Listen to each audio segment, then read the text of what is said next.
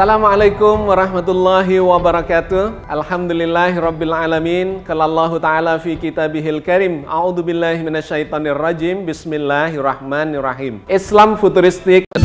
Hei penguasa, adillah pada kami tak bodoh. Meski memang kami tak pandai, tapi kami berjanji akan tetap mengkritik sesuai isi hati. Selamat datang di ruang kedaulatan rakyat, di mana kebebasan berekspresi tak boleh dibungkam. BP2MI telah menetapkan PMI sebagai pejuang keluarga, PMI sebagai pahlawan devisa, PMI nyata sebagai penyumbang devisa terbesar kedua kepada negara ini. Hal yang menggembirakan, Pak Saleh, Bank Indonesia telah merilis di tahun 2023 bahwa sumbangan devisa pekerja migran Indonesia sebesar 227 triliun kepada negara ini. Dan menempatkan sumbangan PMI sebagai sumbangan devisa terbesar kedua. Ini tentu membanggakan. Sehingga transformasi yang sedang berjalan dan dikerjakan, berbagai perubahan besar yang kita ingin wujud nyatakan. Berbagai regulasi yang menunjukkan negara berpihak kepada para pekerja migran Indonesia. Layanan yang lebih mudah, murah, dan cepat. Yang itu menjadi tradisi baru dalam memberikan pelayanan kepada pekerja migran Indonesia. Dan pemberian fasilitas istimewa kepada pekerja migran Indonesia. Menunjukkan bahwa saatnya negara hadir. Negara berpihak kepada para pekerja migran Indonesia. Dalam beberapa kasus juga, BP2MI telah menyampaikan dalam rapat terbatas di Istana Negara, di hadapan Presiden, dengan tegas saya katakan, jika selama ini kenapa negara tidak mampu menyentuh sindikat penempatan ilegal? Nyata bahwa sindikat penempatan ilegal selalu dibackingi oleh oknum-oknum memiliki atributif kekuasaan di negara ini. Di depan Presiden, di hadapan Panglima TNI, di hadapan Kapolri, Menteri dan lembaga, saya katakan, oknum-oknum itu berasal dari oknum TNI Polri, oknum kementerian lembaga, dan bahkan oknum di BP2MI terlibat dalam sindikat penempatan ilegal pekerja migran Indonesia. Tentu jika saya menyebut seperti ini tidak boleh ada institusi yang merasa rendah diri atau merasa dipermalukan. Kita percaya oknum brengsek dan pengkhianat Republik akan selalu ada dimanapun. Tapi kita yakin di institusi negara, di kepolisian, di TNI, di kementerian lembaga, dan juga yang lainnya, akan masih banyak orang-orang baik yang memiliki komitmen kepada negara merah putih dan Republik ini.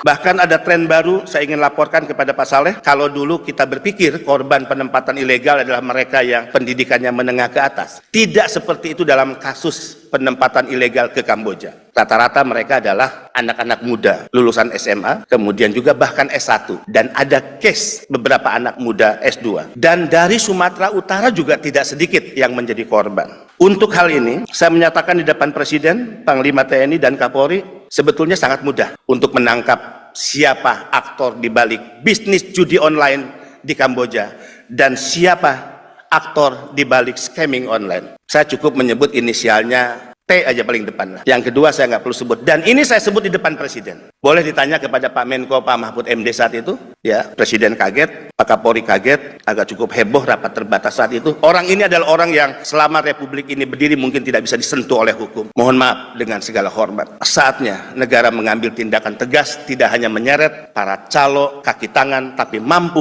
hukum menyentuh para bandar, para tekong. Mereka yang kita kategorikan sebagai penjahat, penjual anak bangsa yang selama ini mengambil keuntungan dan pesta pora dari bisnis haram perdagangan manusia.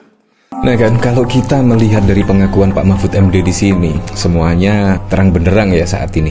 Apalagi ketika Pak Mahfud MD mundur dari jabatan Menko Polhukam pada waktu lalu. Nah di sini bahkan secara mengejutkan Pak Mahfud MD menyinggung soal perampasan aset yang sampai saat ini juga ya masih abu-abu, masih juga digodok dan juga tidak kunjung selesai-selesai. Padahal kalau kita lihat Presiden Joko Widodo itu sebenarnya mampulah menerbitkan perpu tentang perampasan aset dan lain sebagainya. Akhirnya saat ini ya semuanya terungkap dan bahkan Pak Mahfud MD berkomentar saya menjadi saksi, yaitu terkait perampasan aset di sini. Kemungkinan Presiden Joko Widodo tidak bernyali ya untuk mengumpulkan para ketua umum partai. Ketua umum partai kan di situ ya pernah lah intinya pada waktu lalu mendukung pencalonan presiden pada waktu lalu. Apalagi saat ini juga ya kayaknya sungguh tidak mungkin kalau kita melihat perpolitikan saat ini, apalagi juga menjelang pilkada besok. Jadi menurut saya sangat tidak mungkin. Nah, untung saja Pak Mahfud di sini memberikan kesaksian, setidaknya ya kemungkinan Presiden Joko Widodo lah yang tidak bernyali untuk mengundang para ketua umum parpol, setidaknya membicarakan tentang perampasan aset di sini. Dalam keterangannya, AGK mengaku pernah diundang ke Medan untuk membahas perizinan tambang nikel yang lokasinya terletak di Kabupaten Halmahera Timur. Hal senada juga disampaikan oleh Kepala Dinas ESDM Maluku Utara, Suryanto, yang juga mengaku bahwa Blok Medan adalah istilah area lokasi pertambangan nikel di Halmahera Timur yang diperuntukkan kepada Wali Kota Medan. Blok itu milik Medan. Apa yang dibahas pada saat saudara terdakwa di Medan? Ya, bahas masalah apa namanya blok di Halmahera Timur. Blok di Halmahera Timur. Terkait apa? Kenapa blok di Halmahera Timur saudara terdakwa? Tambang nikel. Iya, kenapa terkait? Ya maksudnya blok di Halmahera Timur kan tambang nikel. Ya, membahasnya terkait apa tambang nikel itu harus seperti apa? Izin untuk siapa? Usulan izin untuk Bapak namanya Pak Bobi. Oh, untuk Pak Bobi. Pada saat itu bertemu itu mengajukan usulan permohonan izin di Maluku Utara. Dan seperti seperti itu. Ya. Oke. Jadi saudara terdakwa yang ke sana ya. Blok itu milik Medan. Apa Pak? Nah di situ yang saya tahu disampaikan itu Bobi. Bobi. Ya. Bobi siapa Pak? Bobi Nasution. Bobi Nasution. Ya. Wali Kota Medan maksudnya ya. Jadi Medan itu maksudnya Wali Kota Medan. Bapak jangan iya doang Pak. Ini Bapak sebenarnya pendor apa calo sih? Tirani berdiri dengan wajah palsu seorang pahlawan, menyamar sebagai penyelamat bagi yang tak berdaya. Padahal dialah dalang di balik segala kehancuran, sang pemecah belah, penyebar kebencian. Dengan kebijakan diskriminatif dan pelanggaran HAM yang brutal, dia menjalankan kekuasaannya dengan tangan besi, tanpa rasa kemanusiaan, menghancurkan solidaritas dan memecah belah persatuan, demi memuaskan ambisi pribadi dan keserakahan yang tak terpuaskan. Alat negara berguna untuk membungkam bagi mereka yang melawan. Tirani mempertajam identitas, saudara menjadi lawan, permusuhan dan ketakutan melanda. Teror dan ancaman merajalela, tak hanya raga, jiwa pun merana, dipaksa tunduk patuh pada sang raja bersinggasana. Di manakah kehangatan keragaman saat kebencian menguasai jiwa? Kita sadar bahwa harapan tak akan pudar. Keadilan dan damai akan segera tiba, kehangatan persatuan bangsa dapat kembali bersinar.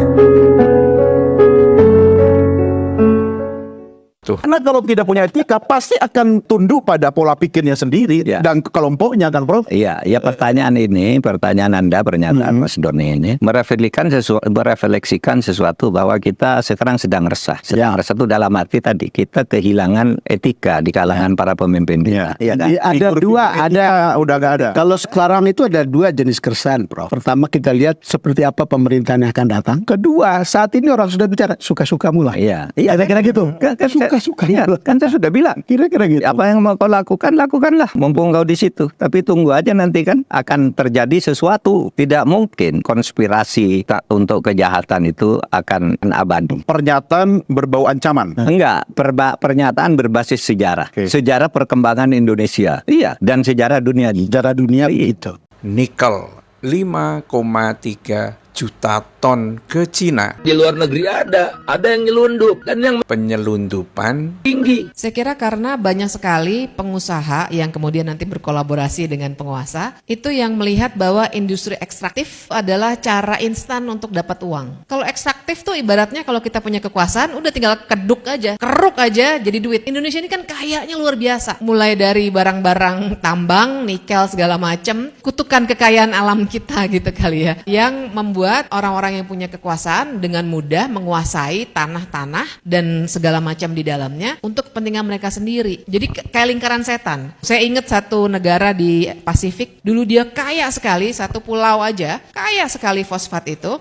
makmur, semua orang bisa sekolah gratis, bikin asrama di London segala macam, kaya banget. Kekayaan alamnya kemudian habis. Sekarang kalau kita ke sana, nggak ada. Tanahnya udah kepalang dikeruk semua, nggak bisa ditanami apapun. Mereka jadi negara yang miskin sekali, orang-orang nggak bisa makan, perusahaan-perusahaan negara BUMN-nya Naurunya sudah dijual-jualin karena udah nggak bisa punya resources apa-apa lagi. Saya terbayang suatu saat Indonesia akan jadi kayak gitu. Sedih nggak? Nikelnya habis, batu baranya habis, udaranya udah dikotorin oleh batu bara, sawah-sawahnya habis, dibikin hotel segala macam, nggak ada sumber air lagi. Bisa loh kita jadi kayak gitu. Apa yang membuat pemerintah kita memilih Cina dan meninabobokan mereka dan memberikan fasilitas yang sangat luar biasa, subsidi yang sangat besar, tanpa mereka memberikan pajak kepada kita, tanpa kompensasi yang memadai atas pertambangan misalkan yang batu bara dan sebagainya. Kenapa kita memberikan itu kepada Cina? Apa yang Cina tawarkan untuk kita? Itu kan di bawah meja ini kita tidak tahu. Mungkin saja China diminta tolong oleh Jokowi, mungkin saja, karena tidak mungkin gratisan.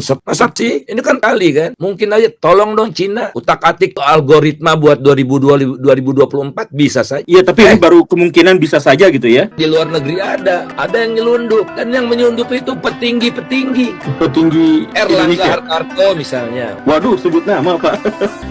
Menantunya Pak Jokowi, Bobi Nasution. Saya sebut nama, dan nama itu saya dapatkan dari KPK.